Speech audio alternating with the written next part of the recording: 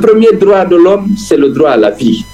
Combien de gens ont été abattus parce qu'ils tentaient d'exercer un droit fondamental, celui de manifester dans les rues et sur les places publiques.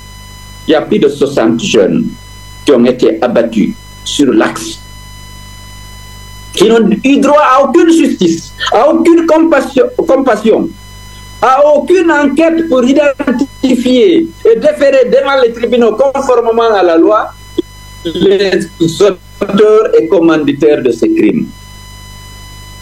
Où sont aujourd'hui Fonike Mangue, Bill Loba, Marwan Kamara, Sadou Simaga? Ils ont organisé des disparitions forcées, des voix dissonantes, qui n'avaient pas d'armes létales, mais qui ne faisaient que critiquer les dérives de la transition. Aujourd'hui, nul d'entre nous ne sait que si ces messieurs sont vivants ou morts. Le premier droit de l'homme, c'est le droit à la vie. Combien de gens ont été abattus parce qu'ils tentaient d'exercer un droit fondamental, celui de manifester dans les rues et sur les places publiques? Il y a plus de 60 jeunes qui ont été abattus sur l'axe, qui n'ont eu droit à aucune justice, à aucune compassion, à aucune enquête pour identifier et déférer devant les tribunaux conformément à la loi les auteurs et commanditaires de ces crimes. Où sont aujourd'hui Fonike Mangue, Bill Loba, Marwan Kamara, Sadou Simaga? Ils ont organisé des disparitions forcées, des voix dissonantes, qui n'avaient pas d'armes létales, mais qui ne faisaient que critiquer les dérives de la transition. Aujourd'hui, nul d'entre nous ne sait que si ces messieurs sont vivants ou morts. Monsieur Mamadou Saliou Bari. Mamadou Saliou Bari est la solution à vos problèmes de santé. Que vous souffrez de maladies liées au djinn, de sorcellerie, d'empoisonnement, les femmes qui ont un mal à enfanter, règles douloureuses, faiblesse sexuelle, hémorroïdes internes ou externes, du blocage dans vos affaires, cauchemars et autres, rendez-vous dès maintenant au centre Rokia situé à Dubrika. Oustaz Ismaila Makka Diallo bedo ko nyaundaybe nyaundiraybe finatawa sayuti kamabe awawa hebde lekki making ibe nyaunda nyabbeli buy ibe Guinée ibe Côte d'Ivoire ibe Dakar ibe cende den fo sida fala no humpondirde Oustaz Ismaila Makka Diallo fiya ebu lekki naunare manden dawa ibe noddude ka 624 07 25 59. Vous m'entendez? Vous m'entendez? Vous m'entendez? Très bien, Président. Très bien. Alors, je voulais, avec la permission de mes collaborateurs, les vice-présidents, les membres du conseil politique et les membres du bureau exécutif, m'adresser à nos militants, à nos cadres qui sont venus ce samedi prendre part à l'Assemblée générale ordinaire de l'UFDG. Votre présence ici aujourd'hui est une illustration éloquente de votre fidélité, de votre engagement dans la lutte que nous sommes en train de mener. Certes, pour accéder au pouvoir, parce que c'est la meilleure manière de disposer des instruments pour changer la Guinée. Mais en attendant, pour exiger que soient respectées les règles établies, les droits humains et les libertés fondamentales, les règles et les principes de la démocratie et de l'état de droit. Donc notre lutte, c'est contre toutes les pratiques contraires à ces valeurs. Nous voulons que les Guinéens puissent exercer pleinement leurs droits et libertés, y compris ceux de choisir librement leurs dirigeants, aussi bien au niveau local qu'au niveau législatif, qu'au niveau de l'exécutif. Vous le savez, nous avons soutenu et fortement leurs militaires lorsqu'ils ont pris le pouvoir. Nous avons soutenu parce qu'ils ont décliné un discours qui correspondait à nos valeurs. N'ont-ils pas dit qu'ils allaient mettre fin à l'instrumentalisation de la justice, au piétinement des droits et libertés des citoyens, et qu'ils allaient organiser avec diligence le retour à l'ordre constitutionnel en remettant le pouvoir à celui que le peuple aura choisi. N'ont-ils pas dit que dans l'action publique, ils ne seraient guidés que par une seule boussole, la justice et le droit? Aujourd'hui, après 3 ans et demi d'exercice du pouvoir, lorsque vous faites le bilan, quelle est la réalité? Elle est toute différente des engagements pris lors de la prise du pouvoir, mais également aux dispositions de la charte de la transition. La charte de la transition, qui stipulait dans les articles 8 et 19 qu'aucune situation d'exception ne pouvait justifier la violation des droits humains. Le premier droit de l'homme, c'est le droit à la vie. Combien de gens ont été abattus parce qu'ils tentaient d'exercer un droit fondamental, celui de manifester dans les rues et sur les places publiques? Il y a plus de 60 jeunes qui ont été abattus sur l'axe, qui n'ont eu droit à aucune justice, à aucune compassion, à aucune enquête pour identifier et déférer devant les tribunaux conformément à la loi les auteurs et commanditaires de ces crimes. Où sont aujourd'hui Fonike Mange, Bill Loba, Marwan Kamara, Sadou Simaga?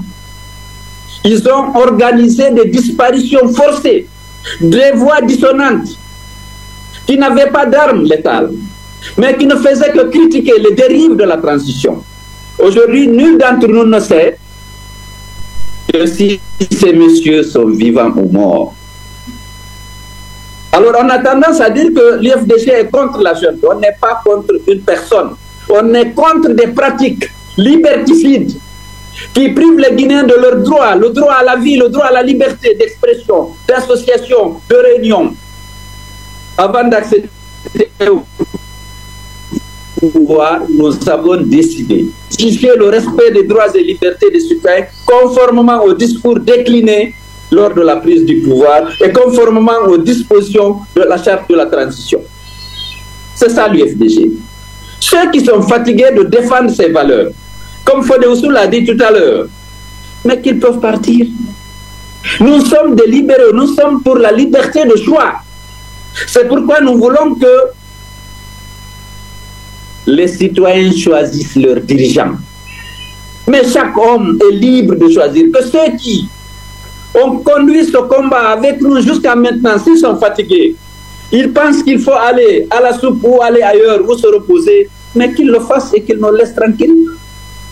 Nous sommes des hommes de conviction, des hommes d'honneur qui nous battons pour la Guinée.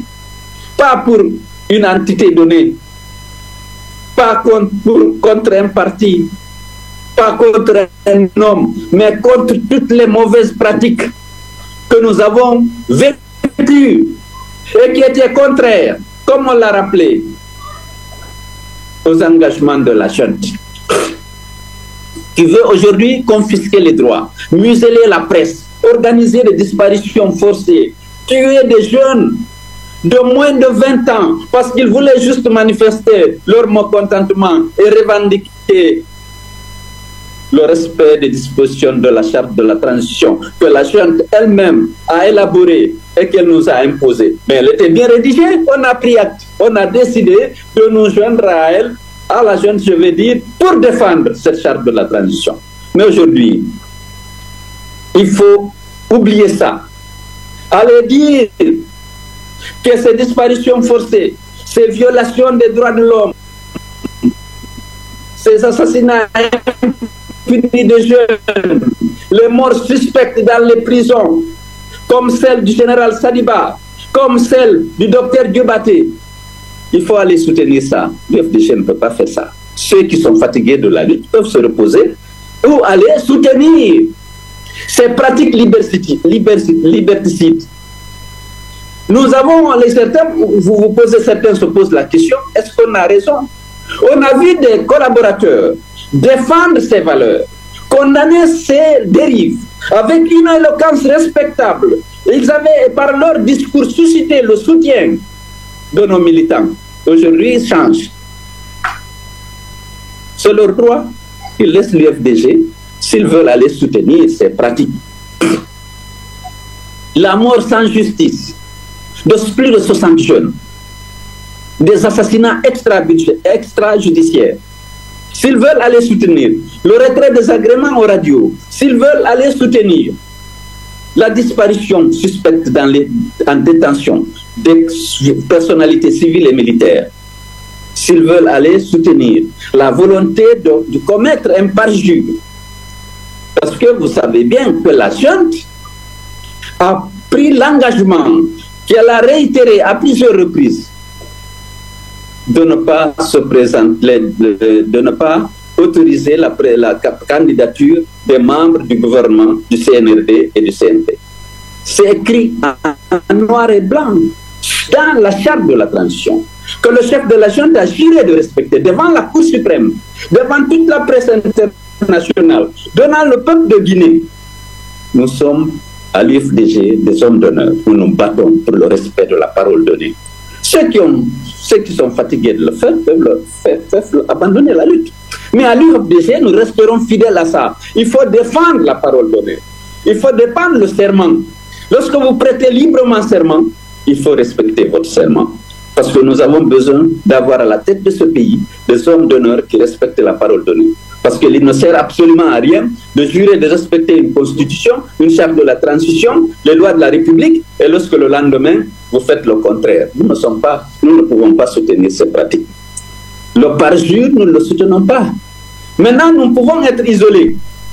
Parce que nous sommes, bien sûr, soutenus par une majorité importante de Guinéens qui sont attachés à ces valeurs. Mais une majorité qui ne s'exprime pas toujours. Elle est silencieuse.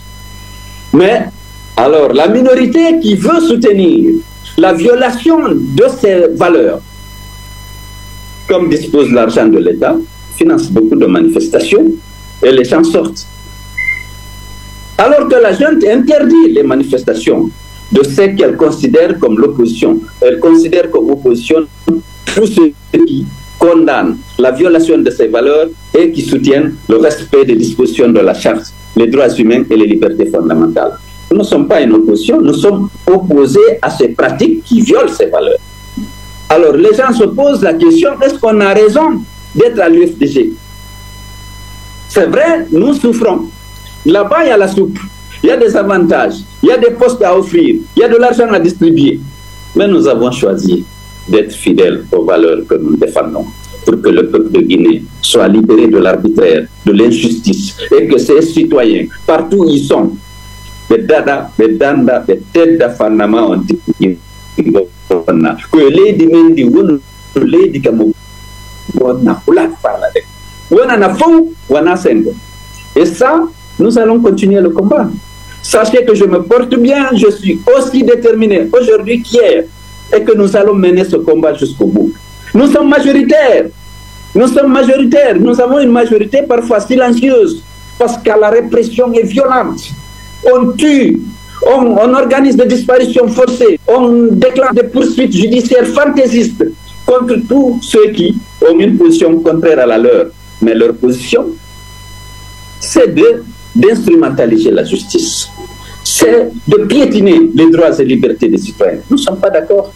C'est dur, parce que les gens sont vulnérables. Il y a la peur, il y a la corruption. Surtout, la corruption. Les gens sortent parce qu'ils ont besoin de quoi manger. Parfois, ils ont faim. Parce que la richesse qui existe aujourd'hui en Guinée, c'est la manne minière. Et ceux qui restent dans le pays, en dehors du volet transport qui est payé à ceux qui sont dans le secteur de transport, tout fait les redevances minières, les impôts et taxes prélevés par l'État. Et pour avoir accès à ces ressources, il faut soutenir le parjure, soutenir la candidature de Mamadi Doumbia, qui a dit et répété à plusieurs reprises qu'il ne serait pas candidat et qu'il n'autoriserait aucun membre du CNRD et du gouvernement à être candidat. Vous étiez là, témoin. Lorsqu'on demande de respecter la parole donnée, mais dans nos sociétés traditionnelles, la parole donnée est sacrée, le serment est sacré. Et nous sommes sur ça, nous voulons que la parole donnée soit respectée. Parce que ça avait suscité auprès de la population le soutien, la confiance en la jeune. Lorsqu'elle dit que nous allons organiser des élections et donner le pouvoir à celui que le peuple aura choisi à l'issue d'élections inclusives, libres et transparentes, nous avons applaudi. Et nous avons, parce que c'est nos valeurs. Nous voulons être le pouvoir, certes, mais nous organisons la campagne. Si nous sommes élus dans une élection de transparence, on se réjouit, on met en œuvre les réformes qu'il faut pour garantir la sécurité, la prospérité et l'exercice des droits et libertés des citoyens. Mais si on n'est pas élu, on reconnaît la victoire de l'autre. Mais on n'est pas prêt à participer à une mascarade électorale qui ne vise que légitimer, entre guillemets, un pouvoir qui a été pris par les armes et que dont le peuple guinéen ne veut pas. On ne veut pas de mascarade électorale. On veut des élections libres et transparentes pour que le peuple, comme je l'ai dit et répété, choisisse ses dirigeants à tous les niveaux. Aujourd'hui, au début, l'objectif de la jeune, c'était de rester le plus longtemps possible au pouvoir et de le rendre possible. C'est pourquoi ils avaient dit 39 mois. Le CND a fait une résolution pour ces 36 mois. À l'époque, et ils ont mis dans le chronogramme recensement général de 4 ans ou 5 ans pour être fait. Parce que l'objectif, c'était de rester aussi longtemps que possible et finir et organiser des élections et de donner. Mais aujourd'hui, la stratégie est changée. Il faut que la junte reste au pouvoir en organisant une mascarade électorale le plus tôt possible et en freinant toutes les discussions. On va abandonner le RAVEC, on va abandonner le recensement général de la population et de l'habitat. On nous disait non, le fichier a fait l'objet de beaucoup de contestations. Nous voulons faire un fichier qui ne sera pas contesté et ceci exige qu'on fasse le RAVEC et le recensement général de la population et de l'habitat. On avait dit non, faisons une révision du fichier. Mais comme leur objectif à l'époque était de rester aussi longtemps que possible et quand même de rendre le pouvoir après avoir peut-être exercé un mandat de la durée de celui que Alpha Condé avait eu, bon, ils ont dit non, il faut le RAVEC, il faut ceci, il faut cela. Mais aujourd'hui, la décision a changé. Il faut vite finir la transition en légitimant Doumbouya par une mascarade électorale organisée par l'OMATD et les préfets, dont les compétences ont été étendues aux élections désormais, et avec bien entendu, avec le soutien des présidents des délégations spéciales nommés en fonction de leur adhésion, en raison de leur adhésion à l'idée que Mamadi, c'est l'homme providentiel et qu'il faut le maintenir au pouvoir. Donc, il faut que vous soyez conscients de ça. C'est vrai, la lutte est devenue plus difficile en raison de la violence du pouvoir. Il y a des moments où on recule pour mieux sauter, mais on ne va pas laisser faire. Soyez donc mobilisés pour mener ce combat. Il est devenu difficile de l'intérieur parce qu'il y a des dispositions forcées, il y a les assassinats, les kidnappings. Vous avez suivi ce qui a été fait à Abdou Sako. Vous avez suivi ce qui a été fait jusqu'à maintenant. Parce que tous ceux qui veulent les déranger dans leur confort de gérer ce territoire riche en mines, dont le marché mondial a besoin et dont les mines sont actuellement bien vendues, tous ceux qui veulent le déranger dans cette position, donc vous avez compris, il faut que ce combat est devenu difficile. Mais il y a des moments où il faut reculer pour mieux sauter. C'est ce qu'on va faire. Mais on ne veut pas laisser faire. Et je suis fier de compter sur vous, de vous voir tant mobiliser pour marquer le soutien, votre soutien et votre détermination. Il faut déjà traiter la question de ce qu'on a appelé mémo. Je ne peux pas dire plus. Les fédéraux, certains sont loyaux, mais ils ont manqué de vigilance. Lorsqu'ils ont vu des personnes placées, membres du conseil politique, ayant des responsabilités, on dit pour sauver le parti, il faut signer ce document. Certains n'ont même pas lu. Certains n'étaient même pas venus, mais on a signé à leur place. Lorsqu'ils ont pris conscience du complot, la plupart d'entre eux ont écrit pour dire qu'ils ont manqué de vigilance et qu'ils se sont laissés manipuler. Ils présentent leurs excuses au président à la direction nationale du parti et au président du parti, et ils ont réitéré leur engagement et leur fidélité au parti, à leur président. Là où il y a eu des résistances pour faire ça, évidemment, le bureau fédéral qui n'avait pas été associé, comme l'a dit Dr Fodé Fofana, ils se retrouvaient pour nous envoyer des messages, dire que ce n'est pas le bureau fédéral, c'est un homme pour des raisons qu'ils ignorent complètement, parce qu'on a parlé d'argent, on a parlé de beaucoup de choses, qui ont fait ça et que eux, ils ne sont pas d'accord, ils se désolidarisent complètement du contenu de ce mémo signé par leur fédéral et qui restent fidèles à la direction nationale du FDG et à son président. Donc, Fodéus en a suffisamment parlé, je ne vais pas m'étendre dessus. Mais aujourd'hui, au-delà de ces deux régions, où il y a eu la mise en œuvre de ce complot, aujourd'hui, c'est toutes les fédérations qui se mobilisent pour marquer, exprimer avec fermeté leur soutien à la direction nationale du parti et au président du parti. À quelque chose malheur répond. Et donc, je félicite toutes les fédérations, je félicite les militants de l'UFDG, soyez prêts, je suis là, je suis aussi déterminé. Et bien sûr que je ne peux pas abandonner mes militants, parce que je suis un homme d'honneur. Merci pour tout ce que vous faites pour le parti et soyez sûrs qu'on va y arriver. Maintenant, il y a l'argent, il y a les mobilisations, les leaders d'opinion. Malheureusement, même les commerçants, pour une fois, décident de faire des comités de soutien. Alors que jusqu'à présent, parce qu'ils se méfiaient de faire visiblement de la politique. Certains soutenaient Alpha Condé, d'autres soutenaient Cellou Dalein, mais dans la discrétion. Maintenant, ils vont franchir un pas et faire pleinement politique en tant que commerçants. Et naturellement, ils prennent des risques inutiles. Pour moi, j'espère qu'ils ne tenteront pas à se ressaisir et être plus discrets dans ce qu'ils vont. Je comprends. Ils ont besoin d'argent, de faire prospérer leurs affaires. L'argent n'existe qu'entre dans les mains de l'État. Parce que cette manne minière n'est pas une génération de l'activité économique normale du pays. Et donc, c'est l'État seul qui perçoit, bien entendu, qui perçoit les redevances minières. Et pour, évidemment, avoir accès à ces ressources, il faut être client ou fournisseur de l'État. Et les gens courent là-bas. Mais ils n'ont pas besoin de faire des comités de soutien pour soutenir Mamadi et l'homme providentiel et soutenir le parjure et la violation des engagements pris et des règles et des principes de la démocratie et de l'état de droit. Alors, je voudrais encore une fois vous féliciter et vous demander de rester mobilisés. La victoire sera de notre côté, parce que c'est là de ce côté qu'il y a la vérité. Je vous ai expliqué pourquoi on est en conflit avec le CNRD. Nous sommes pour le respect de la parole donnée. Nous sommes pour le respect des droits humains et des libertés fondamentales. Nous sommes contre les disparitions forcées dont ont été victimes